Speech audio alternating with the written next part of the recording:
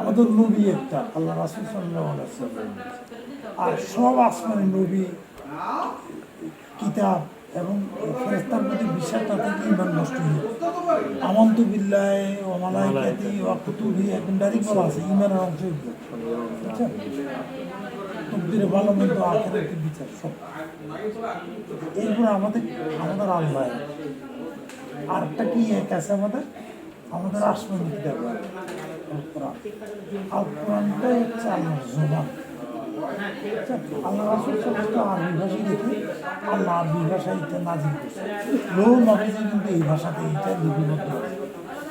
সেইটা এর আগে যত নবী আসছে, কাউকে কিতাব দিছে, কারো সহিফা দিছে, কারো আগেরটা ফলো করতে পারছে। মানুষ কি করছে, দায়িত্ব মানুষের হাতে দিয়েছিল। মানুষ তার সুবিধা অনুযায়ী কি করছে, সুদের কথা মুছে দিছে, ঘুষের কথা ঢুকা দিছে, এই আকাম দুকাম করে প্রত্যেকটা কিতাব এখানে আখেরি নবী যখন আসছে, ওর ভিতরে আল্লাহ তো জানে কি বান্দারা কি করছে, আল্লাহ জানে। এইখানে আল্লাহ করছে কি, এইটার জিম্মাদারি আল্লাহ নিজের কাছে রেখে দিচ্ছে। এটা তোরা পাল্টাতে পারবি না। এটা হচ্ছে এই শেষ বান্দার প্রতি আল্লাহ স্পেশাল রহমত। এটা হচ্ছে কত বড় রহমত। আপনি খুব ঠান্ডার মতো চিন্তা করলে আপনি কতবার খুঁজবেন। এটা দিয়ে আমরা জানাতে রাস্তাটা আমরা সহজ রাখছি।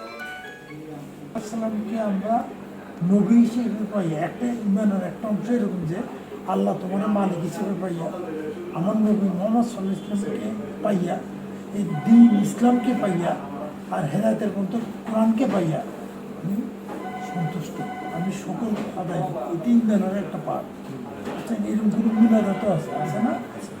এখন আপনি বলেন যে আল্লাহ রাসূল সাল্লাল্লাহু আলাইহি ওয়াসাল্লাম এমন একটা জায়গায় ওনাকে জায়গা দিতে হবে, আপনার মা বাপ যে জায়গায় আপনার মা বাপের জায়গা দেন তারও উপরে জায়গা দিতে হবে। এটাই ইমানের অংশ। কিন্তু আল্লাহ রাসূল সাল্লাল্লাহু আলাইহি ওয়াসাল্লামের সাথে আপনার সম্পর্কটা কেমন জানেন? রাসূল সাল্লাল্লাহু আলাইহি ওয়াসাল্লামের একটা ঘটনা বলি। উনি উটের উপরে বসে আসতেছিল, উটের উপরে বসা অবস্থায় উটকে মরুভূমির জাহাজ বলে, উঠে বসা অবস্থায় আয়াত আসছে।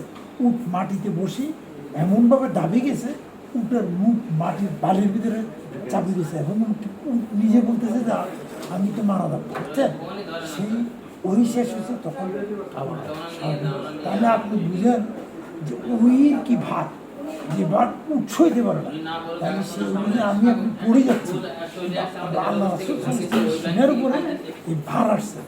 উনি যখন প্রথম ওই আসছে, মা খাদিজা রাদিয়াল্লাহু তাআলার কাছে ঘোরা যখন আসছে, বলছে আমার খেতা দাও, গা কাঁপছিল, জ্বর চলে এসছে, ভার সইতে পারে না, গা ঘামাই গেছে। তাহলে এই সারাটা জীবন 23 বছর ওনার কাছে ওই আসছে। বুঝছেন? তাহলে 23 বছর ওই আসছে, এই কষ্টটা প্রতিদিন ধারণ করছে। এই নবীর প্রতি মহব্বত এরকম রাখতে হবে। এখন আল্লাহর পরেই তো রাসূল, তারপর হলো মা বাবা। কিন্তু ওনার ইত্তেবা করলেই আল্লাহরে পাবো না, বাবা না। মাঝে মা বাপ হচ্ছে আপনার জান্নাতের দুটো দরজা। মা একটা